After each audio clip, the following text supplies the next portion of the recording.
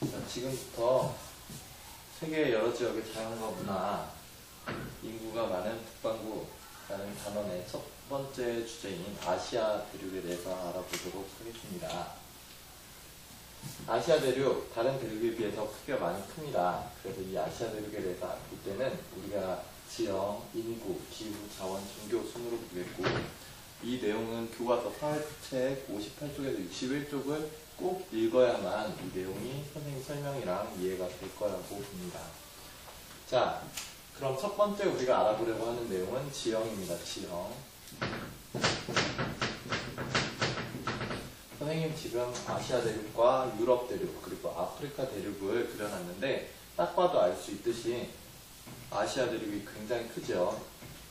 크기로 따지면 2위에 해당되는 아프리카 대륙이랑 비교했을 때도 아시아 대륙은 훨씬 큽니다. 아시아 대륙은 크기가 전체 입지의 30% 정도를 차지한다고 해요. 6개로 나누어진 대륙이면은 평균적인 크기는 16.6%인데 그 중에 30%를 차지한다고 하니 굉장히 큰 대륙이 되겠죠. 그 다음에 아시아의 위치에 대해서 보겠습니다. 위치는 동서남북으로 나눠볼게요. 자, 아시아의 서쪽엔 무엇이 있나 보면 유럽입니다. 유럽과 아시아는 연결이 되어 있는데 여기 있는 우랄산맥이라는 산맥을 기준으로 아시아와 유럽을 나누고 있어요. 또 아시아의 동쪽에는 태평양이라는 세계에서 제일 큰 바다가 있죠.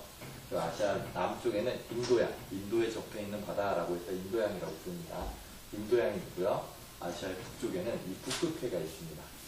자, 그래서 아시아의 동쪽에는 태평양, 서쪽에는 유럽, 남쪽에는 인도양, 북쪽에는 북극해가 있다는 것을 알 수가 있습니다. 그리고 아시아와 연결되어 있는 또 다른 대륙, 아프리카는 아시아의 서남쪽에 연결이 되어 있습니다. 끊어져 있는 게 아니에요. 자, 이 아시아를 구분할 때는 당연히 아시아 내에서도 북아시아, 동아시아, 동남아시아, 남아시아, 서남아시아, 서아시아 등등으로 나눌 수 있겠지만 보통 이야기할 때는 중앙아시아, 그리고 동쪽에 있는 동아시아, 그리고 동남쪽에 있는 동남아시아, 남아시아, 서남아시아 이렇게 많이 나눕니다. 물론 북아시아도 대륙으로는 있지만 이 북아시아에는 사람이 거의 살지가 않아요. 왜냐하면 날씨가 굉장히 춥기 때문에 그래요. 그래서 중앙아시아에는 보통 스탄이라고 부르는 나라들이 거의 다 여기 있습니다. 우즈베키스탄, 당연히 이 나라 여기에 있겠죠. 자, 동아시아는 뭐냐? 한국, 중국, 일본, 몽골과 같은 나라들이 있습니다. 또 이 동남아시아에는 보통 우리가 동남아시아 하면 생각나는 나라들, 베트남, 말레이시아, 필리핀 이런 나라들이 포함되어 있고, 남아시아에는 인도나 네팔 같은 나라가 있어요. 또 서남아시아는 우리가 보면 중동이라고 부르는 사막과 석유가 많은 곳, 바로 이곳 서남아시아입니다. 그래서 보통 아시아를 나눌 때는 여기 있는 중앙아시아, 동아시아, 동남아시아, 남아시아, 서남아시아 이렇게 나누곤 합니다. 자, 이곳 아시아의 특징으로 한다면 사막과 산, 그리고 강이라고 할 수가 있겠습니다. 특징. 사막, 산, 강입니다. 자, 첫 번째 사막에 대해서 한번 알아볼까요? 여기 있는 빨간색으로 되어 있는 부분들인데 첫 번째 여기 고비 사막. 이 중앙아시아 쪽에 있는 사막인데 굉장히 큰 사막이에요. 또 이쪽에 있는 타클라마칸 사막이 있고요. 또 여기 아라비아 사막이 있는데 놀랍게도 아라비아 사막은 여러분들 세계지도에서 찾으면 굉장히 찾기가 어렵습니다. 왜냐하면 아라비아 사막이 아주 큰 이 아라비아 반도라는 반도 전체를 거의 전체를 차지하고 있기 때문에 여기에 보면 아라비아 사막 이름들을 따로 나누어 놨어요. 그래서 이 아라비아 사막 반도가 거의 다 아라비아 사막이다 라고 생각을 해도 됩니다. 이렇게 큰 사막들이 있고요. 또 산으로는 세계에서 가장 높은 산 에베레스트 산이 이쪽 네팔에 있죠. 이 네팔의 에베레스트 산과 함께 있는 산맥을 우리는 히말라야 산맥이라고 해요. 또 강도 있습니다. 이 강들은 특이하게도 이 아시아의 이 강들은 청어강, 중국에 있는 거죠. 또 인더스강, 인도 쪽에 있습니다. 그리고 티그리스와 유프라테스강, 서남아시아 쪽에 있는데 이 강을 중심으로 사람들이 모여 살기 시작을 했어요.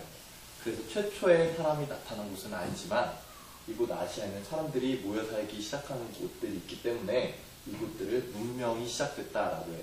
그래서 황허 문명, 인더스 문명, 또 메소포타미아 문명이라는 문명들이 시작을 했어요. 그래서 이곳에서 문명이 시작됐기 때문에 두 번째 특징이 나오게 됩니다. 첫 번째, 지형에 대해서 알아보고 두 번째는 두 번째, 인구라는 가지는 크게 적을 건 없어요. 인구가 많다. 이곳 황허강이나 인더스강, 티그리스, 유프라테스강에 사람들이 모여 살기 시작했기 때문에 다른 대륙들에 비해서 인구가 굉장히 많습니다. 얼마나 많을까요? 전체의 60%가 이곳에 모여 삽니다. 땅도 굉장히 큰데 땅은 30%인데 그 30% 안에 전 세계 인구의 60%가 모여 살고 있다고 합니다. 그래서 이것을 우리가 과학 시간에 배운 말로 표현하면 인구 밀도가 높다라고 이야기할 수가 있겠죠. 좁은 땅은 아니지만 그 땅 안에 사람들이 모여 사는 밀도는 훨씬 더 높습니다. 그래서 이 인구가 많다는 거 꼭 기억하기 바랍니다. 자, 세 번째 특징. 세 번째는 기후가 있습니다. 기후. 땅이 굉장히 넓은데 양옆으로만 넓은 게 아니라 위도가 다양하죠. 위도가 다양하면 어떻게 된다고? 기후가 다양해집니다.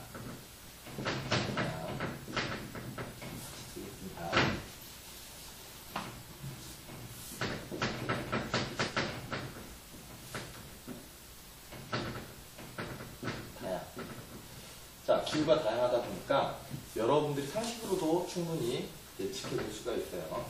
자, 아시아에서 북쪽에 사람들이 잘 살지 않는 북아시아, 시베리아가 있습니다. 북쪽.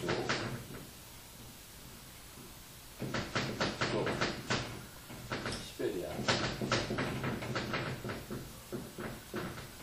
시베리아에는 대체로 냉대기후가 많이 나옵니다. 기후 배웠던 거 6가지 다시 한번 생각을 해보세요. 기억이 안 나면은. 그래서 시베리아에서는 냉대기후가 나오고, 자, 여기서 쭉 남쪽으로 오면은 이쪽에는 싱가포르라는 데가 있는데, 싱가포르. 남쪽은 어떨까요? 남쪽은 당연히 적도에 가까우니까 날씨가 더운 싱가포르는 열대기후가 나타나게 됩니다.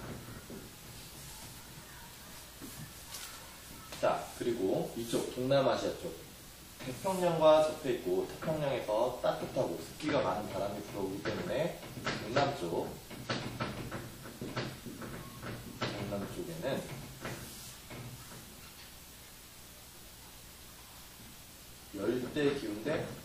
열대기후인데 태평양에서 그런 따뜻하고 습한 바람이 많이 불어오다 보니까 열대우림기후라고 부릅니다. 열대우림기후. 비가 많이 내린다는 뜻이에요. 굉장히. 우리나라도 요즘에는 비가 점점 많이 내리고 있죠. 자, 근데 여기 동남아시아보다는 조금 더 위쪽에 있는 곳, 이곳은 동아시아, 한중, 일이 살고 있죠. 그래서 우리나라를 포함해서 중국, 일본은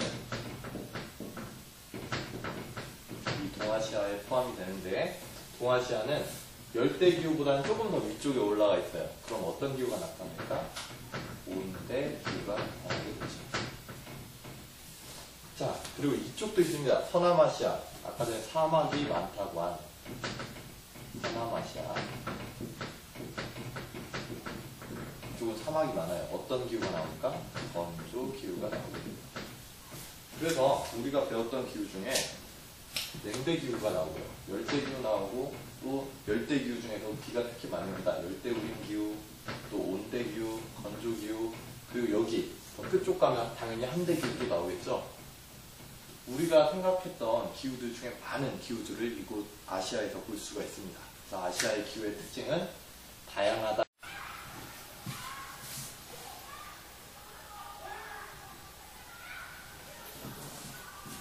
자, 동영상이 잠시 끊겼는데 다시 한번 설명을 하자면은 이곳 아시아는 지형이 위도상으로 봤을 때 남북으로 길게 펼쳐져 있기 때문에 기후가 다양하다라는 이야기를 했습니다. 자, 이 다양한 기후 때문에 어떤 특징이 또 생기는지 봅시다. 다음 주제는 자원입니다. 자원.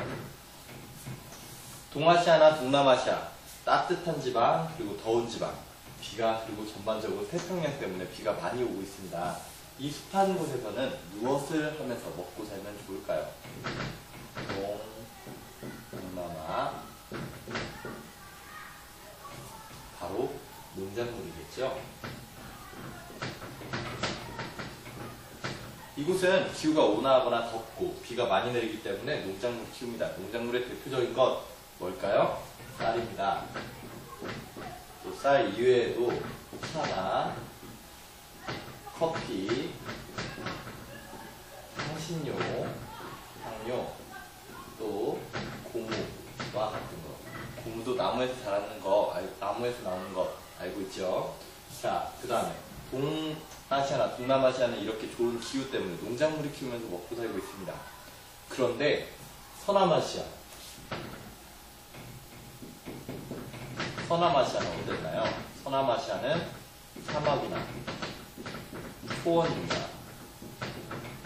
그 사막이 정말 많아요. 이 사막이 많은 곳에서는 무엇을 먹고 살면 좋을까? 바로 석유 자원입니다. 우리가 석유와 같은 화석 연료를 쓰기 시작한 이후로 석유 자원을 가지고 있는 서남아시아의 나라들은 많은 부유함을 얻을 수 있었어요. 자, 그리고 마지막 사실, 마지막 주제인 종교에 대해서 봅시다. 자, 세계에 있는 종교들 중에 여러분들이 떠올릴 수 있는 종교, 대부분의 종교, 주요 종교라고 부를 수 있는 것들을 보자면 기독교나 카톨릭을 이야기하는 크리스트교가 있고요. 또 불교도 있고요. 이슬람교도 있고, 또 인도에서 많이 믿고 있는 힌두교도 있습니다. 이 네 가지 종교가 시작된 곳은 바로 이 아시아입니다. 그러다 보니까 이러한 주요 종교들을 믿고 있는 사람들도 아시아에 굉장히 많고요. 또 이 종교들 때문에 종교 분쟁이 일어나기도 합니다. 자, 아시아에 대해서 부분 나눠서 보았어요. 처음에 지형, 그리고 그 지형에 따라서, 그 강의 특징에 따라서 나오는 인구가 많다는 것, 그리고 이 기후, 위도가 다양해서 나오는 기후들, 이 기후 때문에 동남아시아나 동아시아에서는 농작물, 서남아시아에서는 석유자원을 한다는 것, 그리고 종교가 이곳에서 생긴 종교들이 많기 때문에 종교 분쟁도 종종 일어날 수 있다는 것, 이런 것들 여러분들 기억하기 바랍니다. 선생님이 한 내용에서 부족한 부분은, 여러분들이 이해가 잘 안 되는 부분은 클래스팅으로 선생님에게 질문하기 바랍니다. 사회책을 봐야지만 선생님이 이야기한 내용을 정리할 수 있다는 것 잊지 마세요. 수고했습니다.